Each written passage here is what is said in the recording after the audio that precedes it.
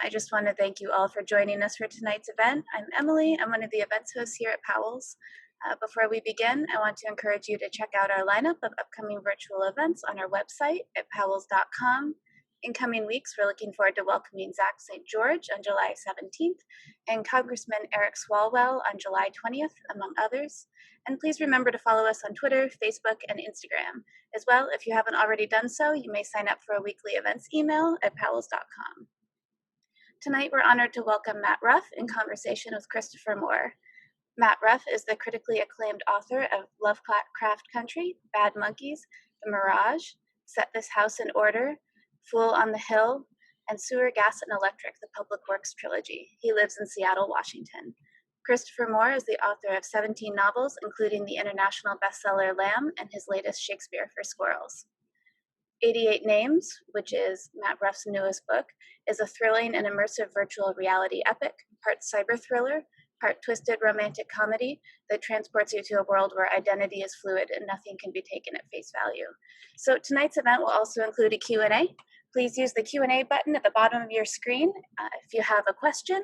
As well, if you look at that Q&A and you see that someone's asked a question you would also like to know the answer to, you can upvote it to make sure that question gets asked. And perhaps most importantly, please consider Matt Ruff and Powell's by purchasing a copy of 88 Names. I'll be sharing links to buy the book in the chat throughout the evening. Now please welcome Matt Ruff and Christopher Moore. The crowd goes wild. Hi, Matt.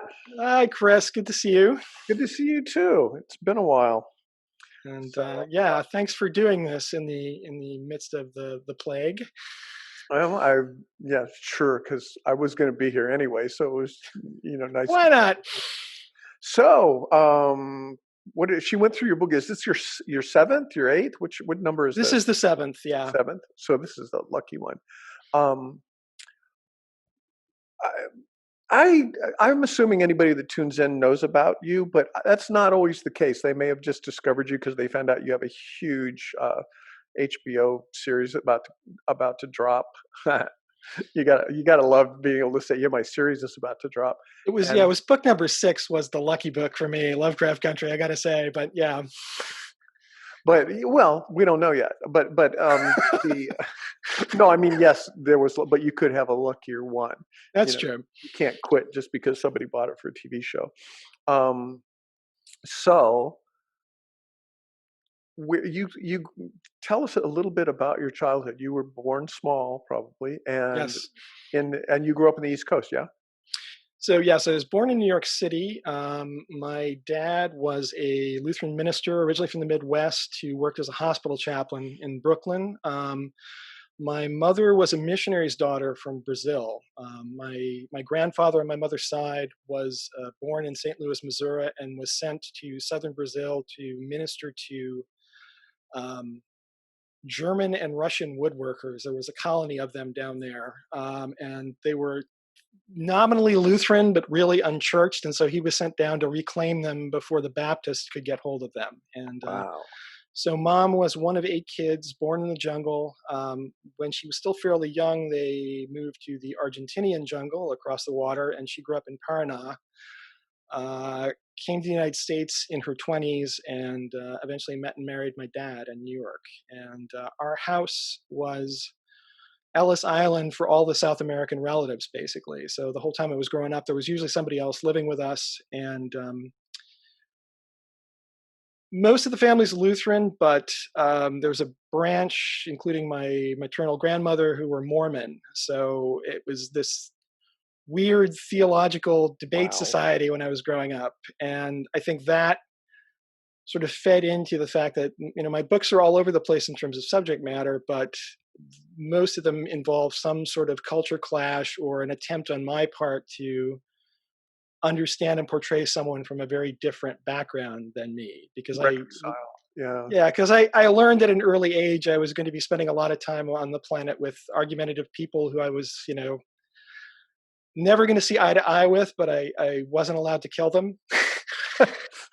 We get into these fights, but then the next morning you still have to get up and be part of the same family. So that all kind of fed into my fiction. And I decided I wanted to be a storyteller when I was very young.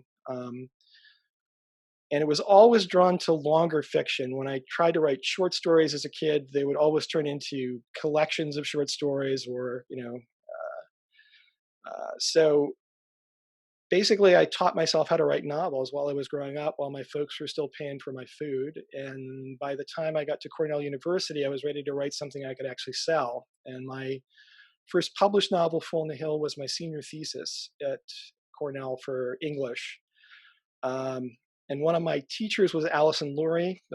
She had won a Pulitzer Prize, and she's just a very generous person in general. So she hooked me up with her agent, and Melanie Jackson, who is amazing, and basically sold Full on the Hill about 6 months after I graduated. So Wow. My one real job while I was sort of waiting for the royalty check to arrive, I worked briefly as a waiter in a bookstore cafe called the Reader's Feast in downtown Hartford, Connecticut, where I was living with my girlfriend at the time. And since then, I've just been, writing, and for a long time poor, but I was able to keep at it. Fool on the Hill was translated into German and actually sold better in Germany than in America for a long time. And so I was able to supplement my American money income with money from Germany. And eventually my backlist built up, and here I am. So Cool. So the your parents were both missionaries, presumably. I mean, you said no, my mother's people were missionaries. My dad was originally a pastor and then later a chaplain. And there's a big difference there, because Dad was really more like a religious psychologist. He was somebody, he would listen to people and give them advice, but he didn't particularly get invested in whether they agreed with him. So he was more like, just helping people, give counsel and comfort. Mom's people were the ones who, would come into, places where they weren't necessarily invited to tell you how you ought to think. So it's very different styles. I see. And did your mom speak Portuguese? She spoke Portuguese, Spanish, German. I think English was her fourth language, but Wow. Fluent. And she could get along. She had a gift of tongues like her grandmother before her. I think my grandmother learned Hebrew basically by pestering my grandfather to teach it to her, so she could read the Bible in the original languages and then argue theology with him for the rest of the marriage. So yeah, but no, Mom was really smart, and but because she grew up in Argentina at a time when women were not, encouraged to seek higher education, this was when Juan Perón was president, she always felt weirdly, I think she worried that people would, think somehow because she didn't have a college degree that they just wouldn't respect her as much. And she also never quite figured out what she really wanted to do with her life. She worked as a translator and a secretary for a big Lutheran organization downtown, and she also produced the Spanish Lutheran Hour, which was a radio program in New York at the time. So there was a Cuban exile priest who would come over to our house once a week and record his part of the show, and I always had to go upstairs and be very quiet while that was going on. So Mom was really, I got a lot of my storytelling chops from her. Like, she had a lot of wild stories from growing up in the jungle. And also, I never met my grandfather. He died before I was born, but he wrote a pamphlet called Roughing It for Christ in the Wilds of Brazil, talking about his early days there. And reading his writing style, it's very familiar to me that he tells stories kind of the way I would if I were doing what he was doing. Right.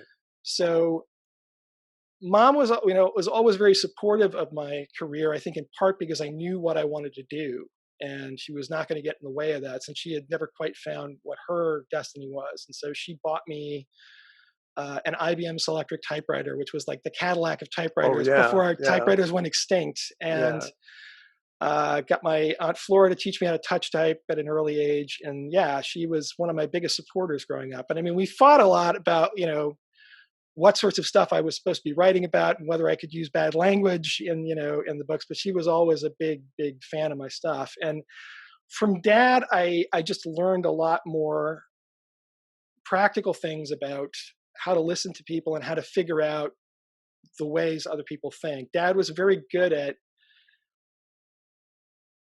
I don't know, his style of argument was not to come at you directly, but he would just listen to you for a while. When you ran out of steam, he would ask a question like, well, if that's true, then what about this?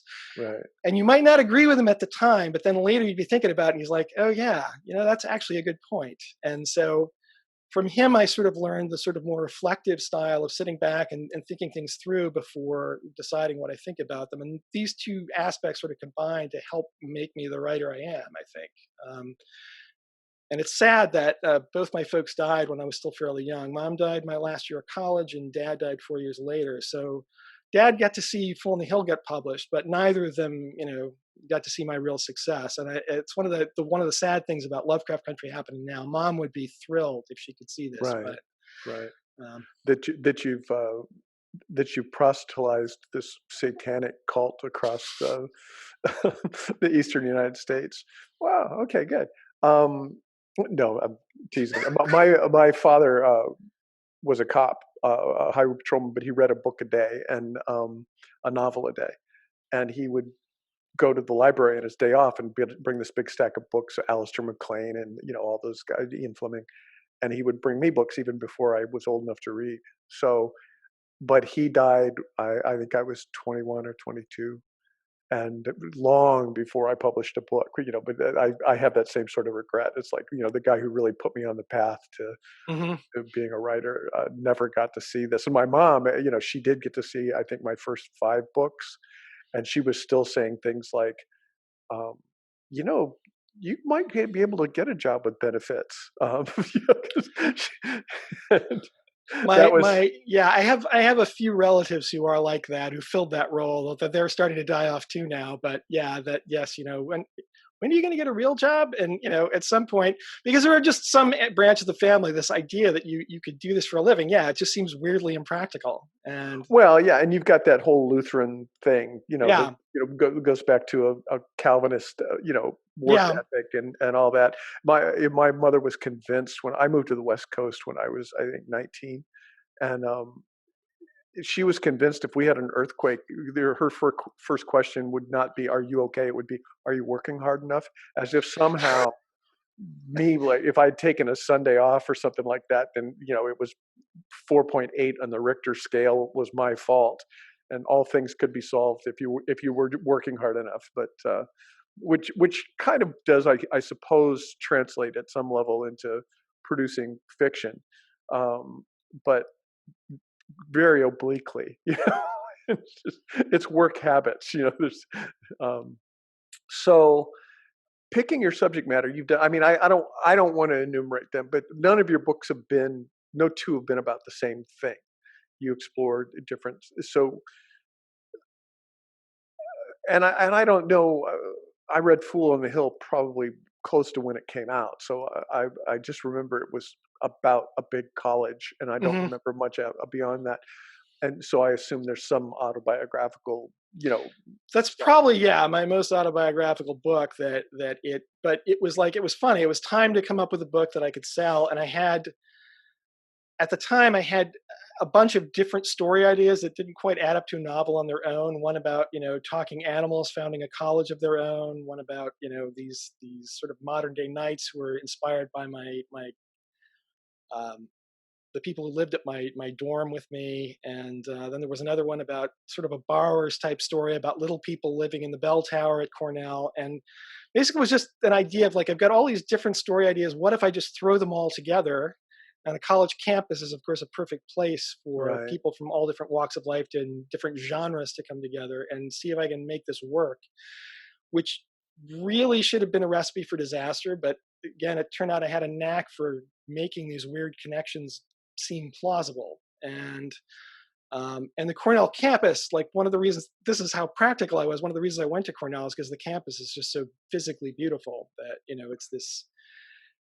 it's on top of this hill that has 2 gorges cutting through it, and so it's just a wonderful place to wander around. And the architecture is amazing. So yeah, the idea of making the campus itself like a Right. character in the novel, and So because I had taught myself how to write, I basically just didn't occur to me that you had to stick in one genre. And I was fortunate enough to find publishers who were willing to give me my head and let me and do they didn't what I ask you. wanted. And they didn't ask you for Fool on the Hill, 6 through 5 or 3 through 10.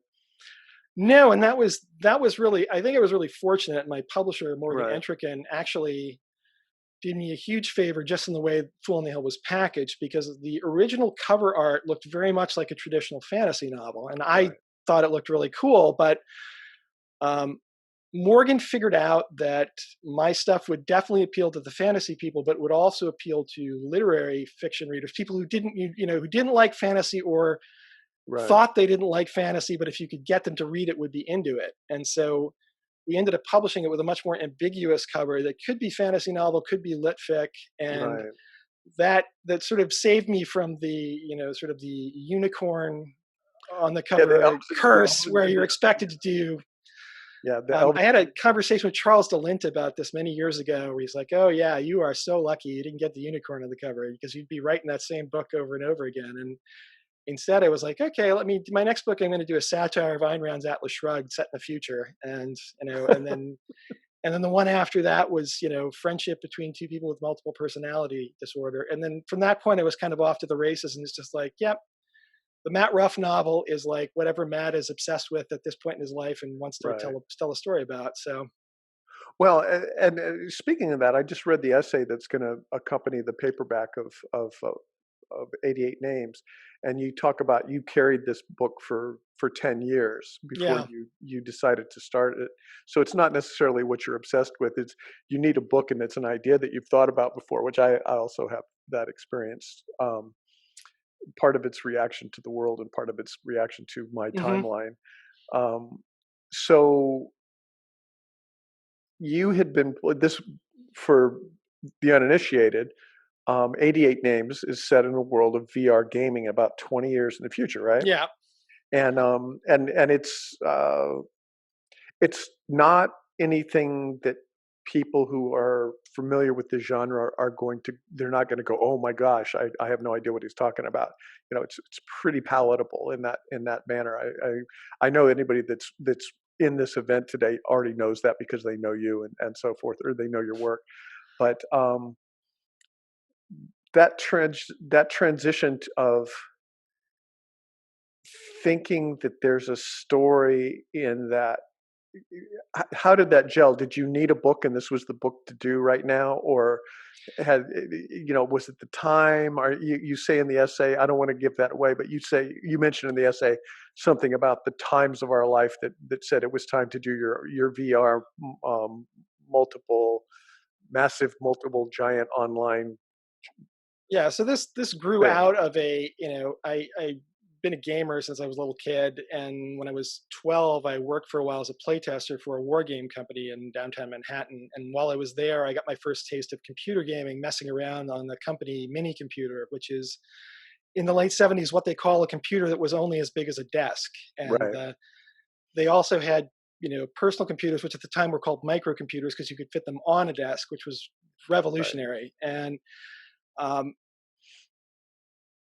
so I got addicted to computer games, but fortunately couldn't really afford to buy state of the art equipment, because right, otherwise I could have easily have frittered away all of my productivity doing that. And that became really important at the late 90s, early 2000s, when the massive multiplayer online role playing game came around. Basically, people figured out a way to put Dungeons and Dragons online, and you could spend all of your time playing those if you wanted to. But I was still connecting via dial-up, so I couldn't. So instead, I read obsessively about them, and while I was reading about them, I found out that there was this thing called gold farming, where people would play these games and accumulate virtual loot like gold pieces or magic swords or whatever, and then sell them to other players for real money. And what made this extra fascinating, this was before PayPal, so people were like mailing cashier's checks for sometimes hundreds of dollars to people in other states and saying, okay, here's the money for my suit of armor, meet me in the game world at such and such a time and give me the goods. And this would work. Um, and that was kind of fascinating, but what kind of really got my attention was that the game company's response to this, because one, they weren't sure how they felt about people making profits off their intellectual property without giving them a cut. And it also created all sorts of customer service problems, because some people felt this was cheating, that you were buying advancement in the game. And if somebody did get cheated on a deal, they'd call the company up and complain to customer service, and customer service would have to tell them, well, these guys don't work for us. We're sorry you didn't get your magic sword, but we can't help you. Right. And some of the earlier games had this sort of libertarian ethos where they tried to let you do pretty much anything in the game world that you could do in real life. So, for example, you could literally attack any other player, and after you killed them, you could loot their corpse, as you would do in real life if this happened. And As you do on any given weekend. yeah, and so imagine you just started playing this game, and you go into a dungeon and spend like 4 or 5 hours playing, and you come out with your little bag of gold, and this guy who's like been playing forever and has got the super powerful character kills you with one blow and takes all your stuff. And you can get resurrected, but then you're naked and you're broke, and then you get to do it all over again, and that's no fun. And there were people who would do this just out of sheer sadism, but once that stuff acquires value, now you've created an incentive for people who want to make money to engage in this predatory behavior too. So it was a real problem for the companies, but basically they had to figure out ways to create rules to curb this behavior that wouldn't stop legitimate players from having fun too. And that turns out to be a really difficult problem. So that idea in particular kind of fascinated me, this sort of arms race between the gold farmers and the griefers, the people who just like to ruin the game for other people, and game companies who are trying to find a way to make everybody play nice with each other. I thought that could be an interesting idea for a story, and to tell a story with a gold farmer, or what eventually in 88 Names became sort of a full surface Sherpa who would cater a whole adventure for you, provide you with a character and the armor and teammates to sort of show you the ropes. Right. To write a story about someone like that set in a virtual reality world where you're dealing with people who can assume any form they want, so you never know, not just strangers you meet, but even people you've been friends with for ages, you don't necessarily know if they are what you see them as, because they control how they look and sound. So right away I knew this would be the kind of story that gamers would eat up, but I wanted to sort of let it mature for a while, because I wanted to see if I could find a way to make it work for non-gamers as well. Mm-hmm. And maybe loop in themes and ideas from outside my what at the time was this little niche hobby that there was a substantial number of people playing these games from the first, but it was still a tiny fraction of Americans. So I set it aside. I did try pitching this as a TV series at the same time I pitched the initial ideas of both Lovecraft Country and The Barrage around 2007. So I used my basic plot skeleton, but that didn't go anywhere. So, I just sort of put it in the back of my head. I got a little shelf where I keep lots of ideas that aren't quite ready, that are waiting for one more piece or one more inspiration. And from time to time, I take it out and look at it. And so around it was during the 2016 election season, Lovecraft Country was coming out, and it was time to think about what am I going to do next. And I'm like, well, let me take another look at 88 Names. And I think what tipped for me was I kind of realized that we'd reached a point where the internet, while I'd been working on these other novels, the internet had become so much more central to public life than it was back in 2006 or whenever I first started thinking about this. And now it was like everyone was playing an online playing game, whether they realized it or not. And you'd be on Twitter arguing with people who might not be anything like what you thought, what they presented themselves as. And, you've even got the presidential candidates tweeting. So I thought, okay, maybe this isn't just a novel about gaming and playing nice with people in World of Warcraft. Maybe this is a novel about the way we live now, or at least the way a substantial number of us live now, and playing nicely with others in a much larger sense. And the other thing too, I'd been thinking about this more and more in part in the reaction to the presidential election. There is a sense in which it's not just that people can present themselves as something else online. It's also that it's very easy for you to project things onto strangers. That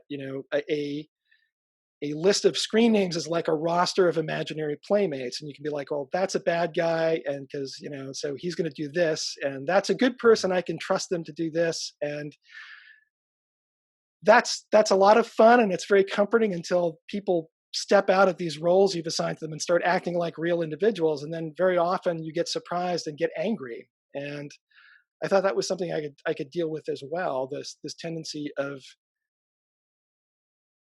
sometimes it pays to take some time and remember it's not what you think about other people. It's really important to also figure out how they see the world and how they think, which again sort of ties into the classic Matt Right. Ruff theme. So that seemed like I had a story, and so I wrote the first chapter and showed it to my wife, who's decidedly not a gamer, and she's like, I really like this. You should write this. And so we sent it to my agent, who's really, really not a gamer. And she said, yeah, this should be your next book. And so that was how I got here. Huh. But it's partly just a matter of I do come up with these ideas, and sometimes it works right away, and sometimes I'm like, there's got to be a little more to this. Let me put it away until that last piece falls in. So Right. When you were working on this, one of the things that I've noticed over the course of my career, I sold my first book in 1990, so 30 years ago this year, and I mean the first book I have people running around leaving messages for each other on their answering machines because that's what you did yeah, in those days, and then by the time and people ask for sequels, and that's like this is a different world now. By the time I had said another book in that universe, which is like 6 years later, everybody's running around with a cell phone in their shirt pocket, and then and then that's before we even get to smartphones and all that. Hey, did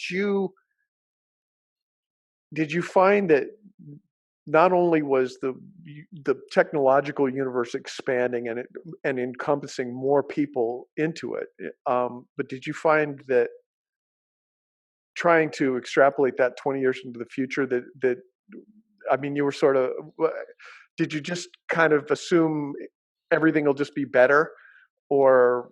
well, yeah, that's the irony of this. It's a novel about virtual reality, and I actually did not buy a VR gaming rig until after I finished the book because partly because I just didn't have the money for it. It's like until the Lovecraft Country TV series really was happening, I just didn't really have the spare cash to just run out and buy a $400 headset for research purposes. Right, And I also suspected if I liked it, it would suck up time that was best spent working on the book. But the other issue was that I kind of didn't want to get.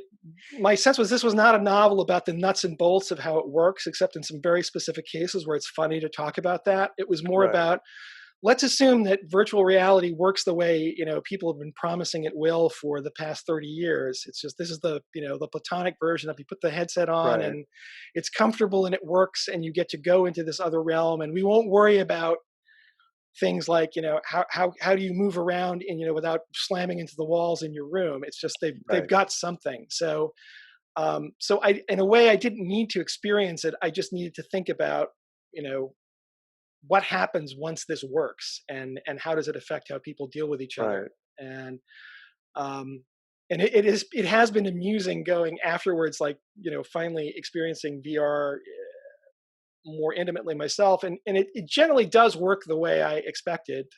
right, It it's obviously got a lot further to go. It's not it's a lot more glitchy and temperamental. And the one thing I touch on in the book that I thought would not be a problem for me was the issue of motion sickness. Like I had read about that, I knew it was right, an issue for some people, but because I play regular video games all the time, I'm like, I've never gotten sick staring at a screen, and this is not going to be an issue. And turns out if it's up here, it makes a big difference. And I am turned out to be very prone to motion sickness in VR, so that's kind of frustrating because the things you want to do like fly around, I'm like, yeah, vertigo is a very real thing. I yeah. I I got a VR headset for Christmas last year for the PlayStation, Oh and God.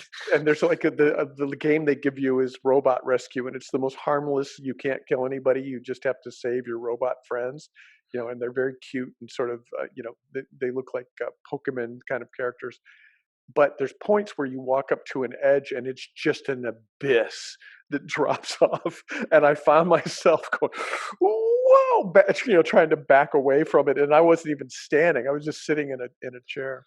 Yeah, Um, that's definitely a thing. And a friend and I did a podcast where we talked to a bunch of different people in VR about this, and that was one of my biggest questions: is are you guys working on a fix for this? And um, the answer is they're going to try, but they're still they're sort of that's on the list of things they would like to take care of, and they're not sure how much of it is just the limitations of the current technology, and how much of it is just getting used to it. But this just is an issue that if your body knows it's not moving and your eyes are saying, oh, we're zipping along at 100 miles an hour, at least for some people that really is a problem, and there may not be an easy solution. So that's a shame. But I want to take a break here and tell everybody who's watching, if you have a question that comes to mind while we're talking, you have a questions button on the right hand side, sort of lower right hand side of your screen. Put that bad boy in there, and in about 10 minutes from now or so, we'll start feeding questions to Matt. Your questions, not my dumb questions. So that gives us about 10 minutes before I turn it over to everybody, and I want to do this very smooth, seamless transition to talking about Lovecraft Country, because I was fortunate enough to get an early copy of it and loved it, and was sort of all over it as far as Matt, you've got to do this and this and this. You also indoctrinated me into thinking about novels as television series, which is not something I'd ever done before. And then we'd had lunch a couple of times, and you'd said, "Yeah, I first pitched it as a series," and I'm like, "How are you pitching series? I've never pitched anything in my life." Novels. So and the Mirage, you said, was originally envisioned as a television series, and so here's my smooth transition. There's actually a scene. It's very vivid to me.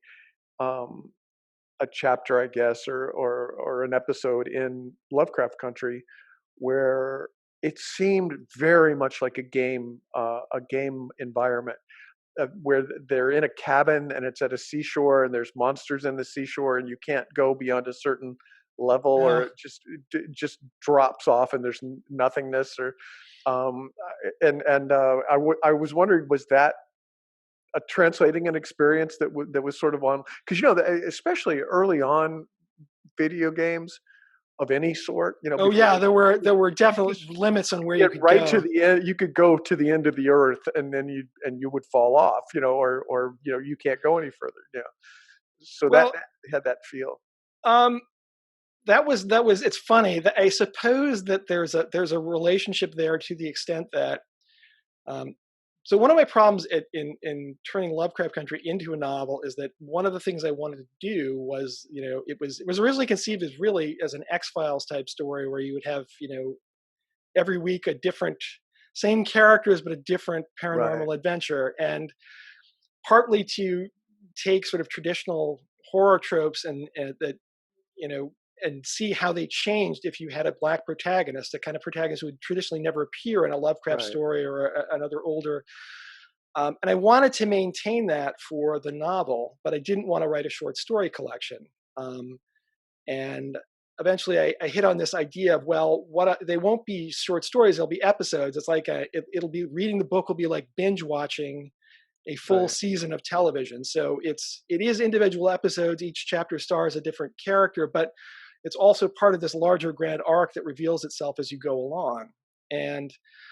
But that meant that I think that was the first novel where I actually had a hard word limit as to how long it could be. So I basically had worked out that most of the chapters have to be about 10,000 words long. The pilot, the first chapter, but which I thought of in a way as the pilot, was about twice as long. And then there's another chapter in the middle that's about twice as long too, that is sort of like the Sweeps Week special, where you learn amazing things about what the bad guys are really up to. But with that chapter, I had to do a lot in a short space. And so partly for that reason, and partly because I just, yes, one of the characters goes to an alien planet, but I didn't want to spend a lot of time figuring out what it looked like. Right. Partly because it's creepier if you don't know, or if you only get hints, but partly also because it would be a lot of heavy lifting and take a lot of description for something that's not going to matter for the rest of the book. Do that. Just learn from your masters. Is the mere description of which would drive you mad. Yes, exactly. That's how Lovecraft his own self would have handled it. I would tell you how awful this is, but just describing it would drive you mad. Although, as you pointed out, Lovecraft would do that, and then he would go on at length For about 10,000 words describing it. Yeah. yeah. All of them adjectives. Yeah, exactly.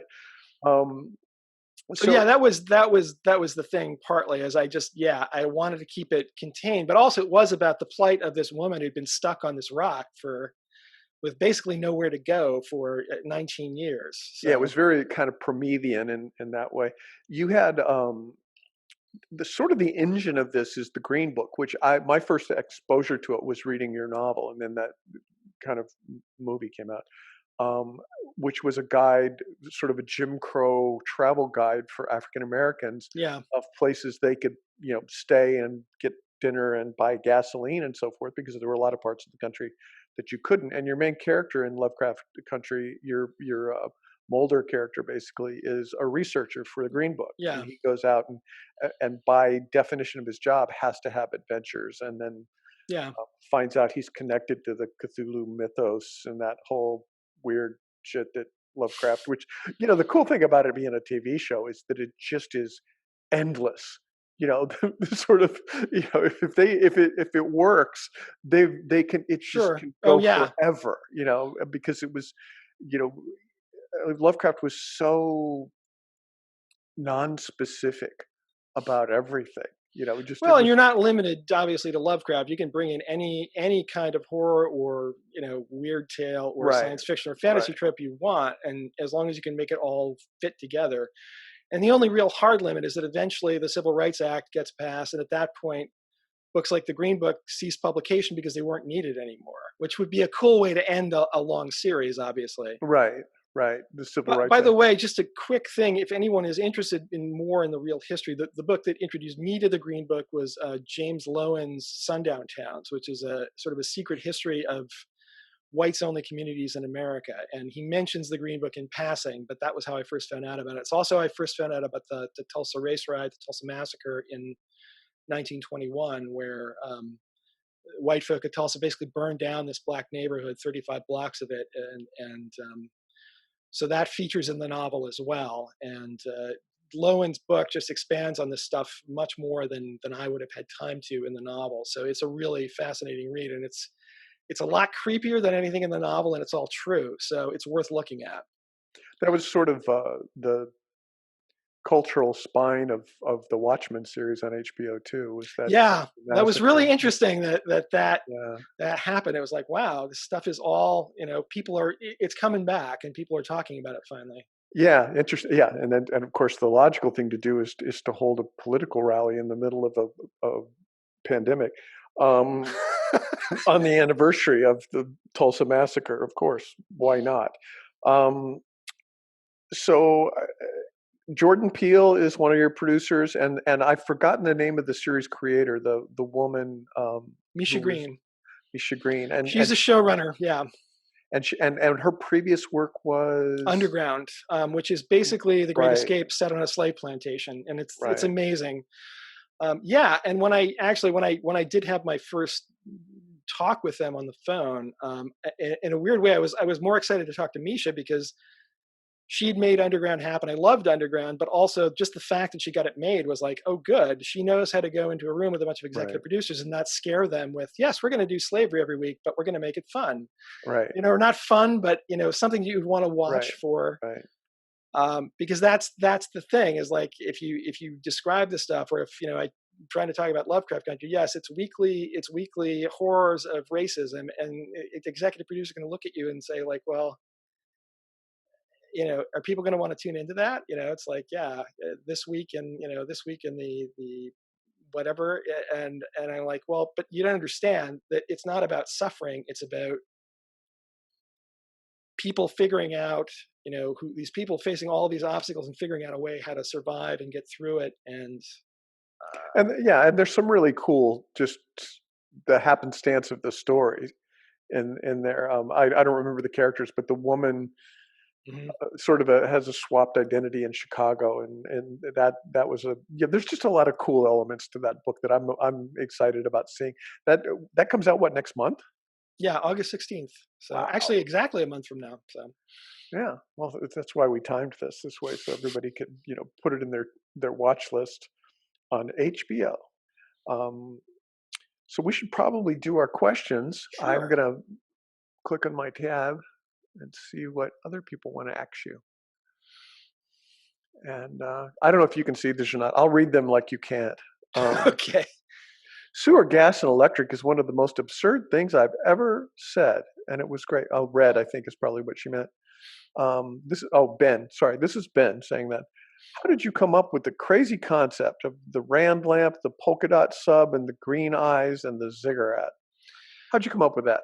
I mean, a lot of this is just I'm good at coming up with weird ideas, and when I was younger, I tended to just throw in everything. As I've matured as a writer, I'm a bit more selective. But sewer gas was still when I was writing in that mode of this is I can make this work. Let me put that in there too, and yeah, we'll have a submarine and. Because I want to have a submarine battle, because I was a fan of Hunt for Red October, so I'm Right, like, of let me do course. my version of that. Um, as far as the AI Ayn Rand in a lamp that gets handed to the novel's protagonist, that was because I didn't just want to make fun of Ayn Rand's philosophy. I mean, it is a satire of Atlas Shrugged in some ways, but I kind of wanted to bring Rand herself into the story and let her have her say, because again, it's not just about demolishing somebody; it's about understanding them. Right. And her story is really fascinating. She's this Jewish woman who barely got out of Russia alive, came to the U.S., went to work in Hollywood, was literally picked up walking by the side of the road by Cecil B. DeMille, and he gave her a job. And so she really believed this was the land of opportunity where anybody who wanted to could succeed. And she created this philosophy, this capitalist religion, as a way of sort of saying thank you. And whatever else you think about it, it's a really interesting story. So I kind of wanted to bring her in and give her Right. her say, and that was a way to do it. So, Wow. Graham asks, he says he really liked Lovecraft Country. Did you have any input on the show? um, I am listed as a consulting producer, which means if they want to ask me questions, they can. I think when they first started working on it, I sent Misha all of my research and a bunch of notes I'd written about the character biographies and thoughts on specific magic things in the show in the novel. And but I was not involved in the day-to-day production. I didn't do any of the writing. In a way, I feel like I've told my version of the story, and I think one of the cool things about the series for me is going to be seeing a somewhat different take on it. Like Misha's got, I think, Right. her own plan, and I kind of didn't want to step on that. So I'm around if they want more ideas for a season 2 or something like that. But I didn't. They seem to have it well in hand, and I have other stories to tell too. So It's funny. I haven't had the good fortune to have anything made yet, but in fact, this month I've had um, conversations with a couple of producers, and the ones you like, I mean, they're always very deferential about, we want to respect your work and we want to do this, and the last guy I talked to, I said, no, dude, you need to make it better. It needs, the show needs to be way better than the book I wrote. So, because I figure I don't know how to make TV, although you're not supposed to say that.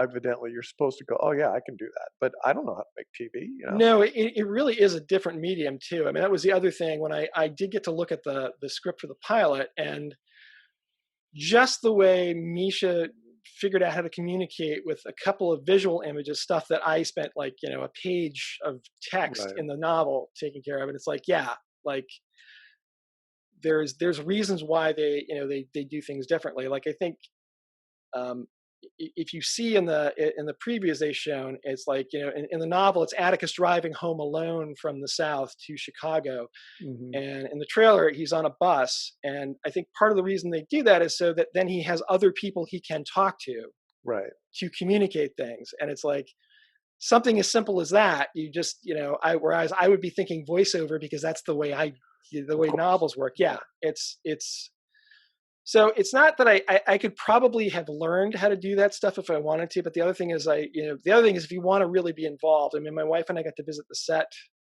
when it was still possible to get on airplanes and stuff, and just the number of people and the amount of activity. It's like it's not just a job; it's a lifestyle. So Right. if I really wanted to be involved in the production, I would have to move there and hang out. And if I were younger and didn't have other novels I was itching to work on, then that might be fun. But at this point, nah. I got Yeah. hired to write a series one time of one of my novels, and they floated the idea of me being a showrunner, despite the fact that I didn't even like going to Los Oh my Angeles. God. And so I was still in the point of negotiating and answering him, and I was at BEA, and I sat down, and Dennis Lehane had been working on a bunch of HBO stuff, The Wire, and a bunch of stuff with the Pelicanos and that whole bunch of guys that work on cool crime stuff in the East. And he had a minute, and we were at the Harper booth, and I said, Dennis, I need to talk to you. I want to do this maybe like 3 days a week, and then work on my book, 4 days. And he just got this bemused look on his face, and he said, yeah, well, good luck with that. And obviously, it was only something that someone who was wildly ignorant of the process. Anyway, back to your questions. Tim asks, which of your books was the most enjoyable to write, and why? And which of the books are you most pleased at having written, in the sense that you're personally satisfied at how they came out?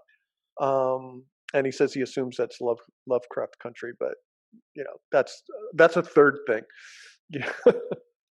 I mean, it's kind of like asking which of your kids you love the most. At the time I wrote them, they were the most amazing thing in the world. Because it was the thing it's always, because again, because of the weirdness of my career, I've never been told what I had to do. I've always been like, this is what I'd like to do next. And my publisher amazingly keeps saying yes. And so right now I'm like really jazzed about 88 Names, and I'm still quite jazzed about Lovecraft Country.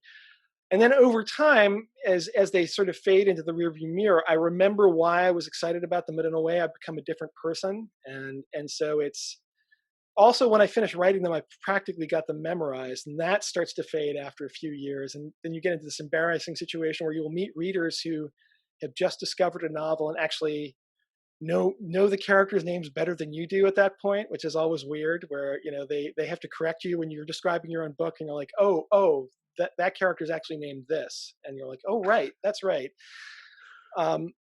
So each in their time has been my favorite. It's just, that's the way it goes. It's like yeah, it's just like this big happy family at this point. So Do you look back on your early work sometimes and go, boy, that guy, he didn't know anything. Thank goodness. I went through a weird experience with Full on the Hill, where there was a while in my 30s where it just annoyed me, and it was more like my artistic sense was changing and my voice was changing, and so I sort of disliked some of the choices my younger self had made, and was sort of fighting my impulses. And then another 10 years went by, and I came around and I had to look at it, because the ebook had originally been made by a scan rather than typing it back in. So there were all of these Right. typos from the OCR process. And so I wanted to fix that. I still got to do that for Sewer Gas and Electric, I think. So I had to reread it. And at that point, I'd sort of magically come around again, and was able to just take it on its own terms, and my young self on his own terms. And I was like, okay, I wouldn't do it this way now, but I get why you did it, and I'm fine with it. So yeah, it is weird though to go back and second guess yourself, and Yeah. or also just things that you agonized over, and then in hindsight you're like, oh, it's obvious that this was the way to do it, or why did you spend so much time worrying about this one Right. little detail? But I want to ask you a question publicly that I've talked to you about in private. Um, Lovecraft Country has largely African American uh, cast of characters, and it's clearly got part of the characters is sort of a very white, very racist, supernatural basis in the East Coast.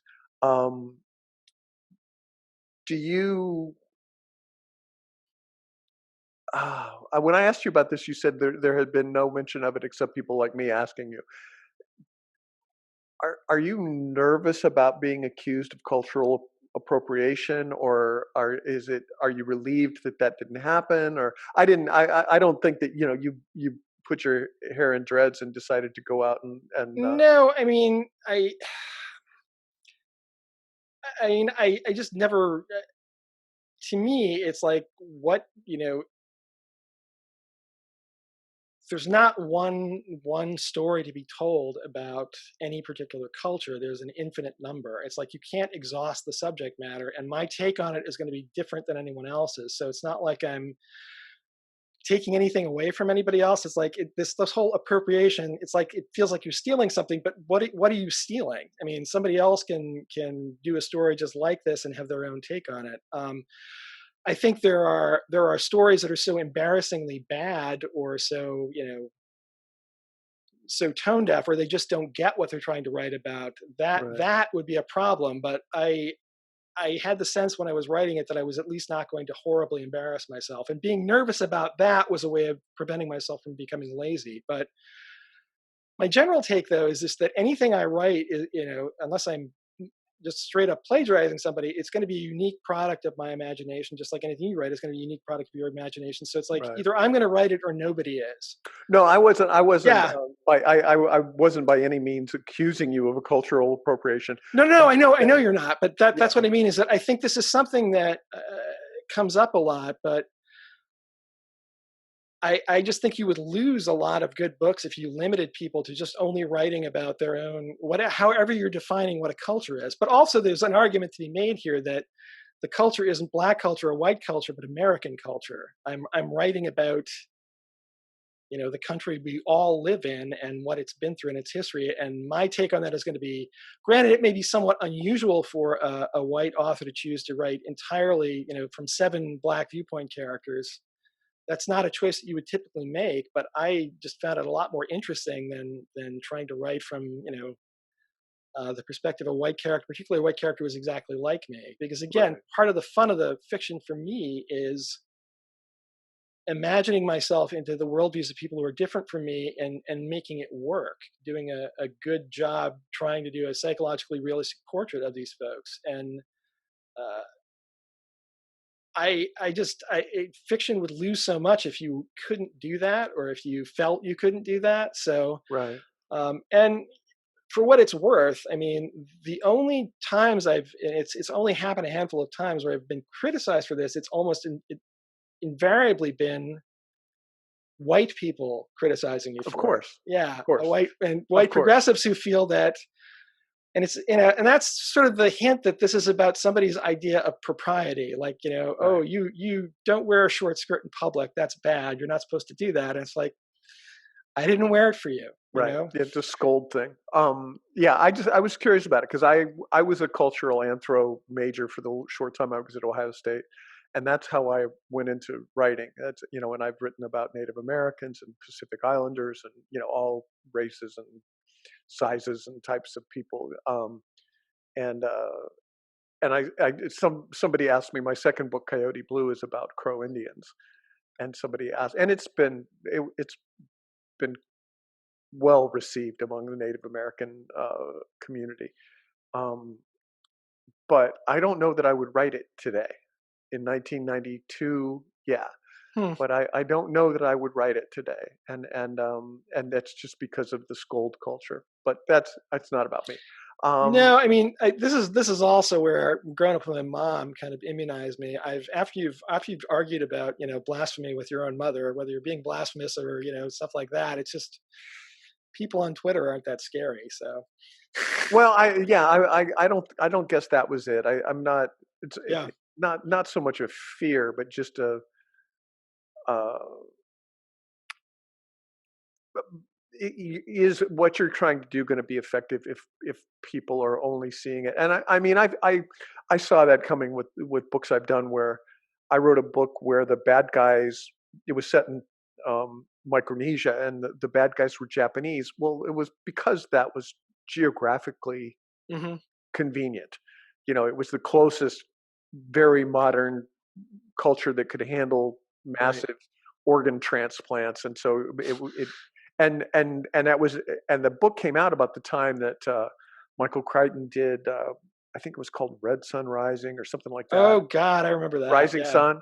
and it was all about Japan bashing, and it was very. And so I think that was the first book where I did an afterword that was sort of like, this is why I made this choice. I am not being a racist. I made this choice because of geography, and because I found lazy reviewers will go politically correct instantly because they don't have to think. My own, I just don't believe in that sort of. I think when you, I think you leave it to the critics to explain why this is an issue. It's like I write an honest book. I know why I made the choices I made. If somebody wants to call me on it, I can explain myself. But I understand the temptation to write an afterword like that, but in a part it sort of invites people to make an issue out of it. And I think if you tell a good enough story, people aren't going to even notice most of the time. They're going to be just like, oh, this is a fun book. I'm happy. And certainly, the response from Black readers has been overwhelmingly positive and friendly. So much so that, in a sense, I'm almost a little embarrassed that I was even a little bit nervous, because it's just like Black readers want what white readers do. They want a good story, and they just want to feel included in what you're doing. And if you can do that, then it's yes, there's always going to be people like, well, why did you write about this? But that's. You don't have to worry about that. Just worry about the people who actually like what you're doing.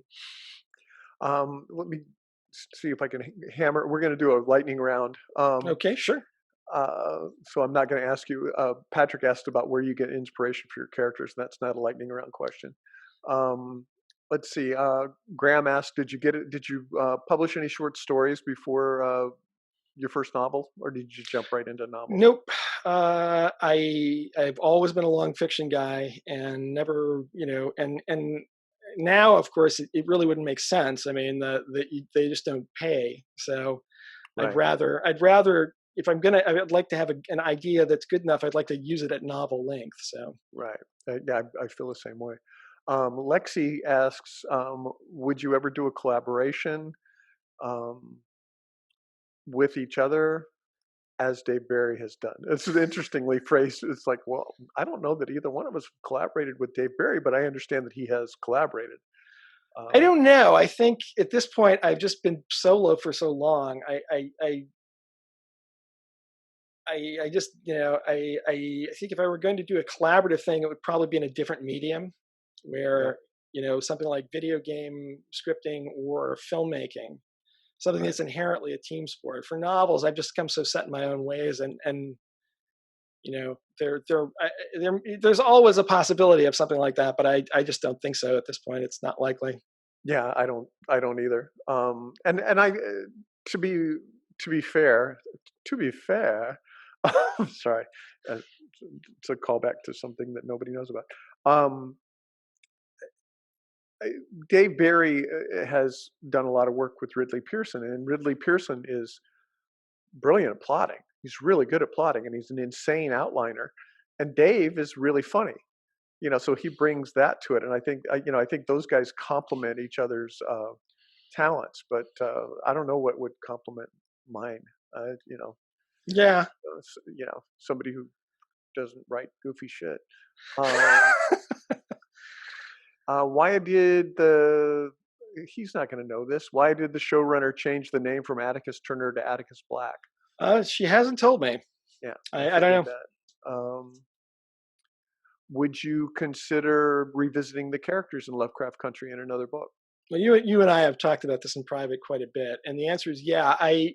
This is the first time I've seriously thought about doing sequels, and I've actually started writing one for Lovecraft Country. The issue is, if I reopen the story again, it's not going to be just one book. It's going to be 2 or 3, because it's not just like I can do one more. So that's a big commitment in time and effort. And I've the fact that I am still thinking about it and still working on this is like, I'm not focused on anything new now. So I've been noodling around with it again during the pandemic. So I think what I need to do is sort of get a plan together and see seriously what would this entail, and see what my publisher thinks, and see what my agent thinks. And then, because if I am going to do it, I should probably do it soon. Now. Yeah, now would be the time.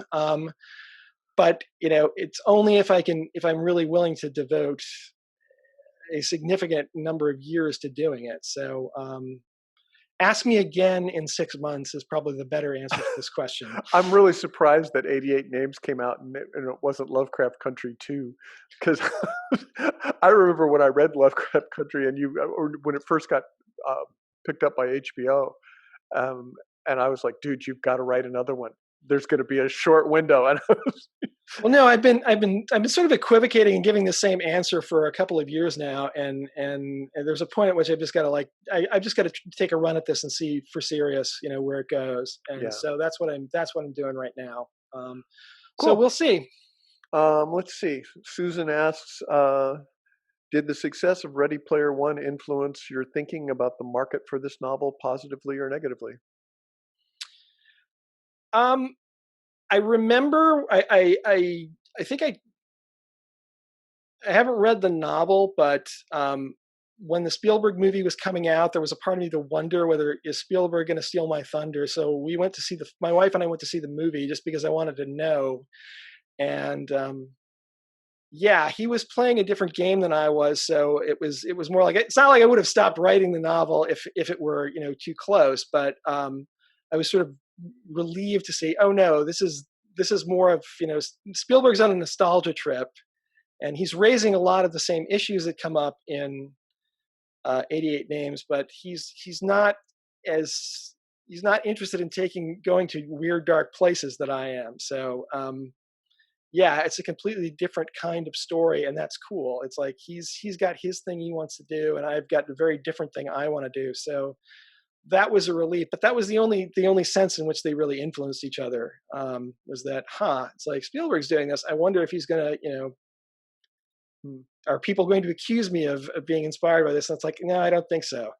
So, yeah, I read the novel before the movie, and I understand why Spielberg made the movie, but the novel was pretty cool. The pacing of it was really good, and it was given to me by I was on book tour for one of my books, and a bookseller put it in my hands like, you have to take this, and when that happens, you have to take it, even though you don't have room in your luggage.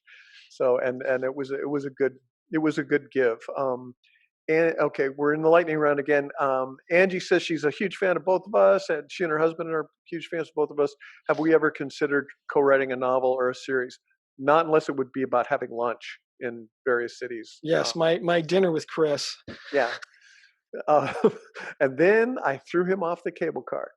Nikki Don says, did you have a personal relationship with the subject matter in Set This House in Order? It was amazing. Yeah, the main character, Andy Gage, in Set This House in Order was loosely based on a real person who actually was a friend of my wife's. And the inspiration for the novel was her telling me about this guy who was multiple, who had basically created an imaginary house in his head to facilitate all of his different people being able to talk to each other and work together instead of constantly fighting for control. And I had never, it turns out this is actually a reasonably common strategy among people with dissociative identity disorder, but I had never heard of it before. I had only heard the Sybil model of, trying to cram them all back together into one person, whether that's a good idea or not. And I did eventually meet him and get to know him a little bit, but yeah, so it does have an inspiration in real life. Well, I think we've kind of run out of stuff. I mean, if I didn't get you the question, I'm sorry. It's probably because it's similar to another question, and also we ran out of time.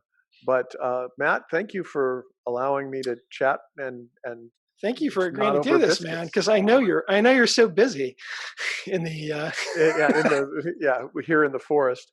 And I want to encourage everyone to go to Powell's and buy a copy of 88 Names and find out what the hell we're talking about. And Emily, you're on. I just wanted to thank you both. This was such a pleasure. This was a great event, and I want to thank everyone in the audience for being here. Please do consider purchasing a copy of 88 Names online at powells.com and check out some of our other upcoming events. In the meantime, take care and have a good night. Bye. Bye-bye, guys. Thanks a lot. Take care, Matt. Take care, Emily. Live long and prosper. Take care. Take care. Bye-bye. I want to say that other one. Okay, bye. I don't know.